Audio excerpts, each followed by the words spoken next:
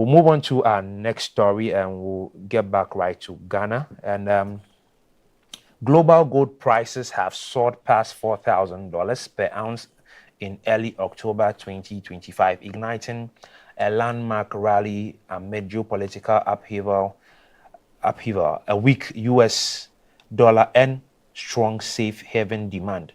For Ghana, Africa's leading gold production country, such a rally presents major export revenue opportunity. Yet the nation faces long-standing problems with gold smuggling and informal exports, raising fears that Ghana may fail to fully benefit from elevated prices. A report by Swiss Aid estimates Ghana lost roughly $11.4 billion between 2019 and 2023 due to unrecorded gold flows. This is sad. Sad. It is interesting. Sad. It is interesting and sad at the same time. Yeah. The story begins where. Yeah. Let's start from somewhere. We'll end somewhere. Great. You know, it is interesting that gold prices have hit that record high, $4,000 per ounce, and Ghana has been acknowledged as one of the countries that is also rising in terms of its gold production. Yeah. Would you clap for ourselves? Definitely. Clap for ourselves. Definitely. That we are from nowhere, we are hitting the world market with so much gold. Yeah. Is that not so interesting? It's a good thing, actually. Is it not incredible? It is incredible. Yes, at the expense, and I always say at the expense. Yes, at the expense of our health, safety, and well-being, we will rather chase money. And this one is on record. Take me everywhere.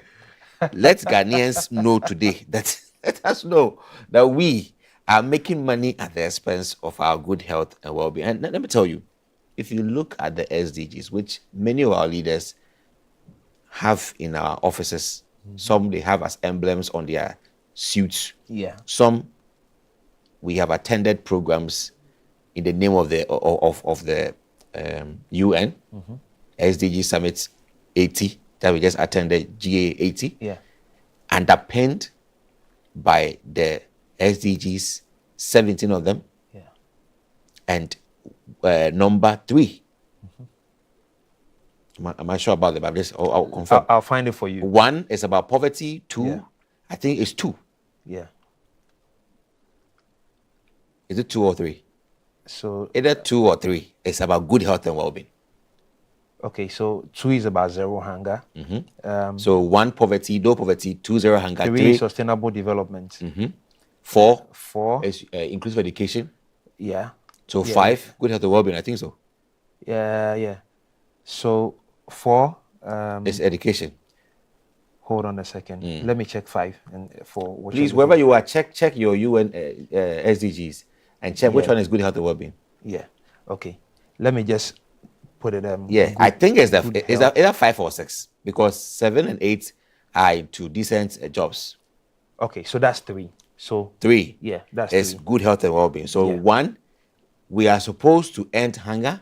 Yeah. 2, 1, end poverty. 2, zero in on hunger. Yeah. And 3, ensure good health and well-being. Yeah. And there's nothing in there that says that I would say enhance production of gold. No, I mean, get me for what I'm saying. None of the SDGs implore us to increase gold supply. Rather, they actually implore us and charge us to ensure that whatever exports we are doing have an intervention or a real stake in our real sectors. Today, through our massive gold exports, we've been able to make a difference in stabilizing the dollar, which is an artificial way. We've been advised, Fitch, the audit firm, has told Ghanaians, the World Bank said this first, that you can either choose to turn these gains to empower the real sectors of the economy so that it becomes sustainable. Because what you are doing is temporal.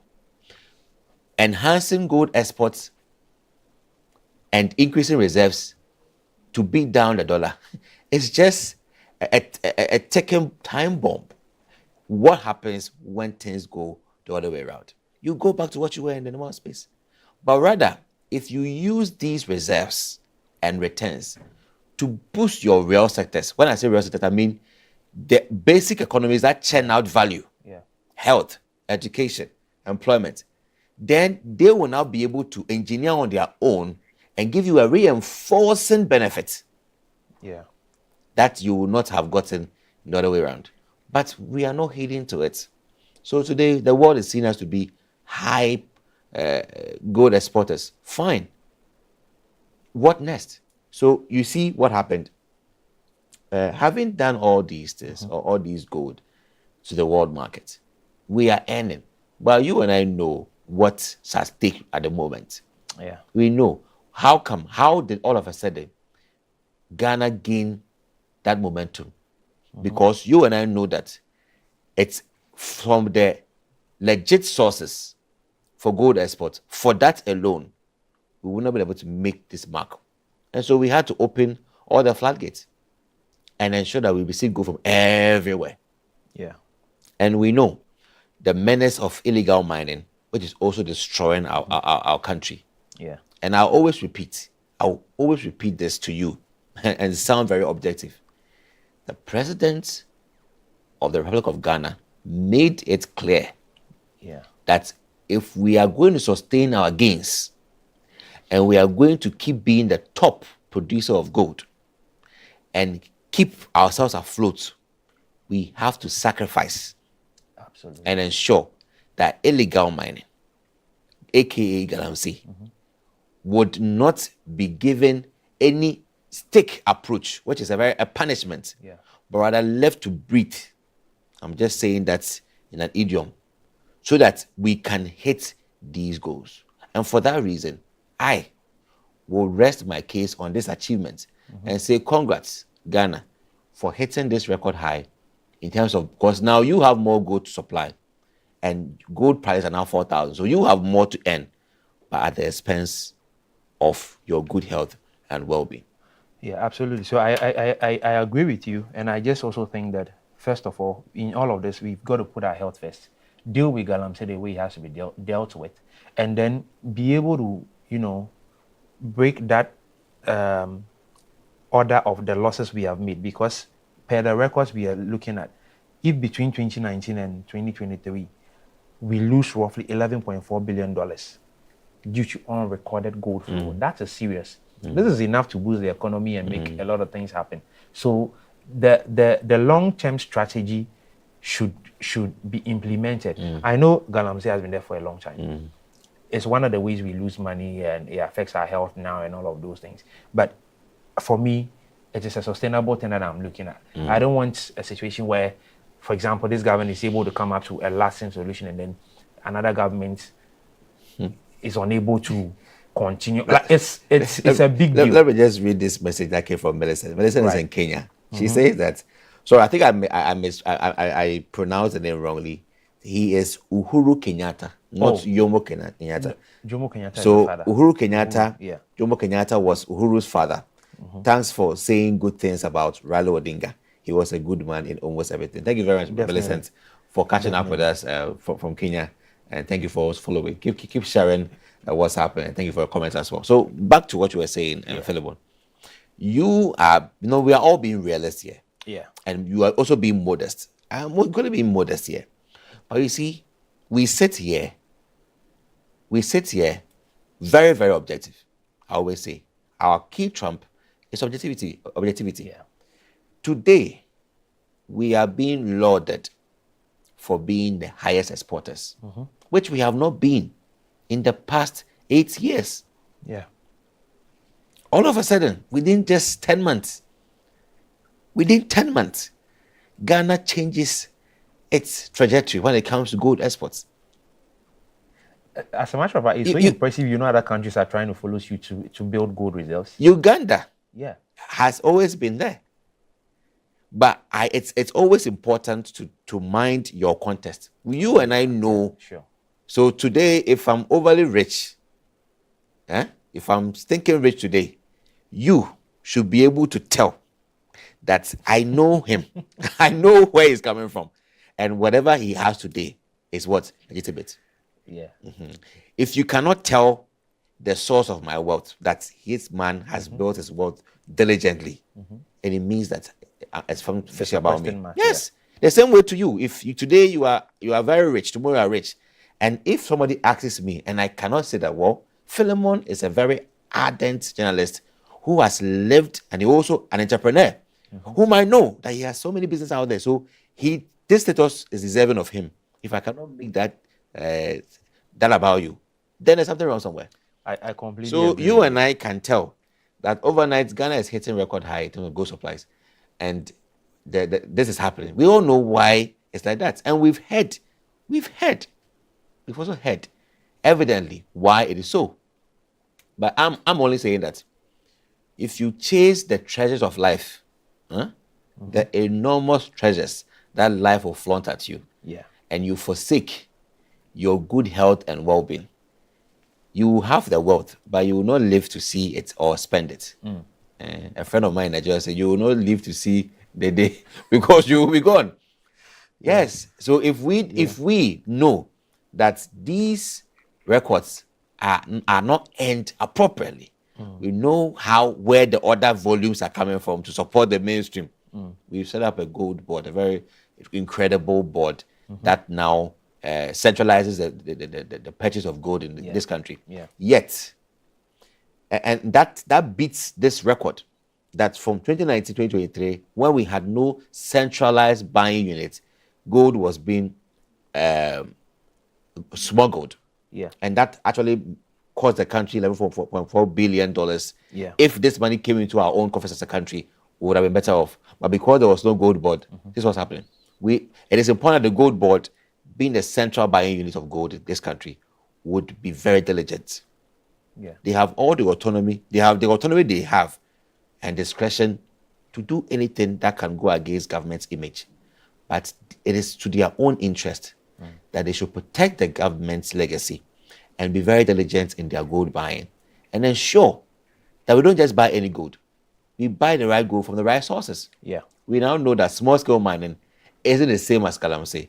We have small-scale mining as the theme, and if you branch it down, we have Galamsey and the other correct way of doing it. So let's be sure that we are not actually producing and supplying blood gold. Yeah. Which I'm going to contextualize that blood gold is an operational definition. It's an operational definition for gold that costs the country much. I'll say the loss of lives. These days, my Nigerian accent keeps coming in.